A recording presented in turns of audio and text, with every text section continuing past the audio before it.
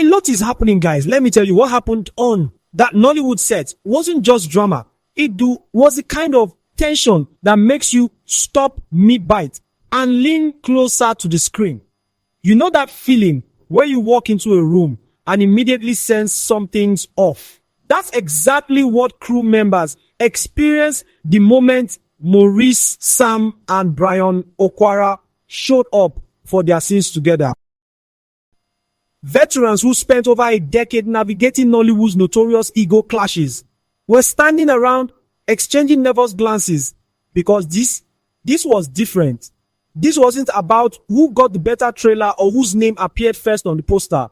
This was personal, messy, and it had a name nobody wanted to say out loud: Sonia. From the very first day of shooting, Maurice Sam wasn't himself. Anyone who knows Maurice knows he's the guy who cracks jokes between takes, lightens the mood when things get tense, and somehow makes 16-hour shoot days feel bearable. But not this time.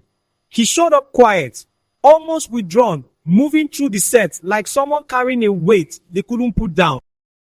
He spoke only when spoken to, kept his headphones in during breaks, and had this look. You know the one where someone's physically present but mentally somewhere else entirely.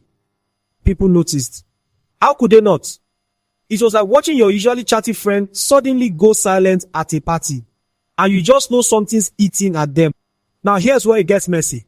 Before anyone even stepped foot on that set, the internet had already done its damage.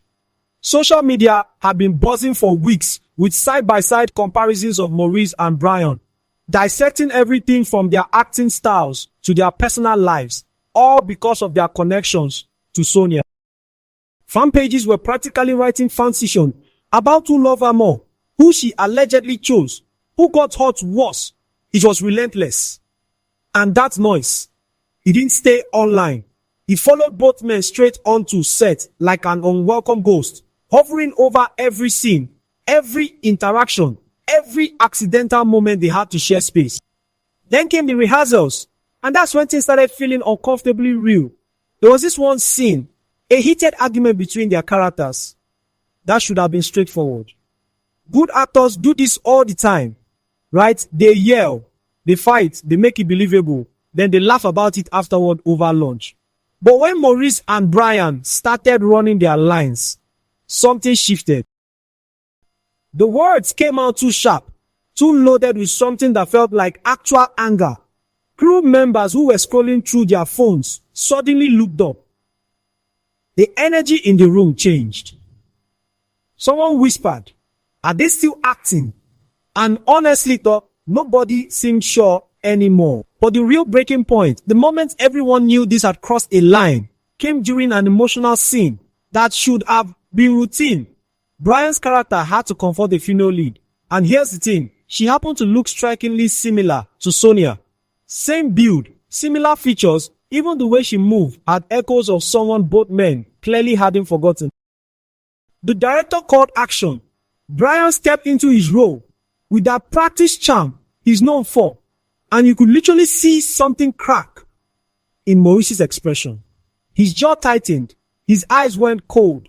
It was like watching someone trying desperately to hold it together while their world threatened to split open. What happened next wasn't scripted.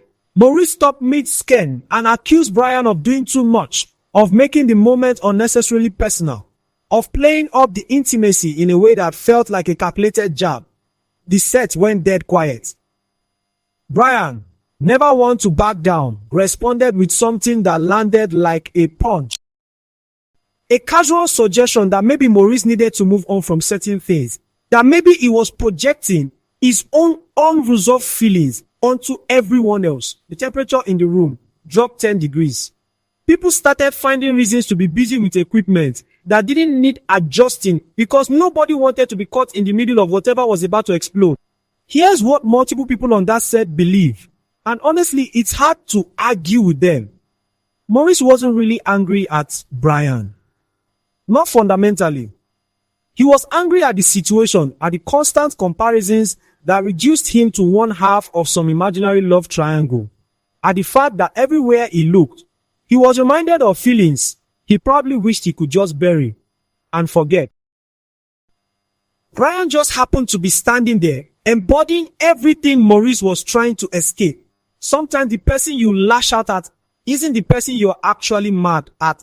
They are just the one within arm's reach when everything finally boils over. And Sonia's silence spoke volumes. When reporters and bloggers inevitably reached out to her for comments, because of course they did, she reportedly asked to be left out of it completely. No statement, no clarification, no attempt to smooth things over or pick a side. Just complete, deliberate silence. And somehow that silence screamed louder than any interview or Instagram post ever could. It was the kind of non-response that makes people fill in the blanks themselves. And those blanks, they were filled with theories, assumptions, and enough speculation to fuel gossip blogs for months.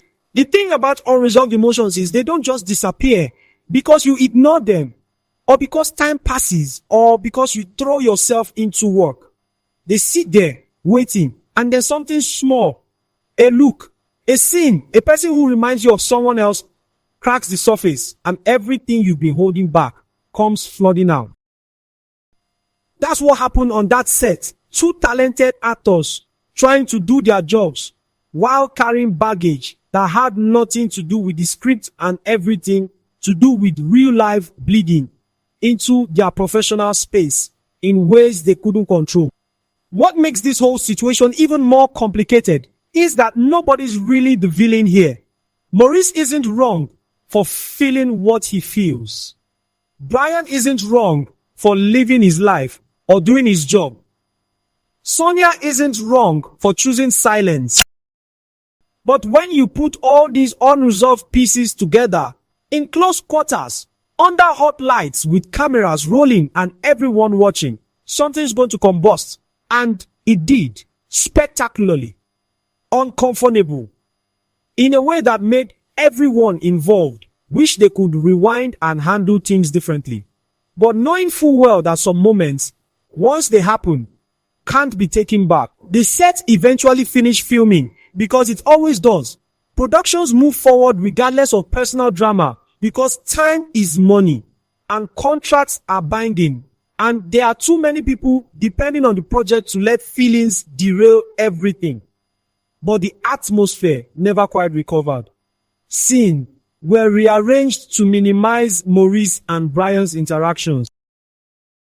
Tension lingered in corners like smoke, and everyone led their experience, knowing they had witnessed something that went way beyond typical on-set conflict. They'd watched two people collide over something much deeper, messier, and more human than any script could capture. So here's the real question, and maybe this is the one we should have been asking all along. When does the line between professional and personal completely blur? When do we stop being actors playing roles and just become people, messy and hot, and trying our best to keep it together while the world watches and speculates and reduces our pain to entertainment? Maybe that's the uncomfortable truth nobody wants to admit, that sometimes the drama we consume for fun is built on real heartbreak, real tension, and real people trying to navigate situations they never asked to be. If this story got you thinking about the real cost of public scrutiny, the weight of unresolved feelings, or just how complicated human emotions can be when forced into professional spaces, don't just scroll past. Share this with someone who needs to hear that it's okay to not have everything figured out. That messy is human. And that sometimes the bravest thing you can do is acknowledge when something still hurts instead of pretending you moved on. Drop a comment about a time you had to work with someone while dealing with complicated feelings. We all have those stories. And honestly, sharing them makes the weight a little lighter. And if you are here for more raw, honest takes on what happens when real life crashes into the spotlight, hit that follow button, because we're just getting started with the stories nobody else wants to tell this honestly.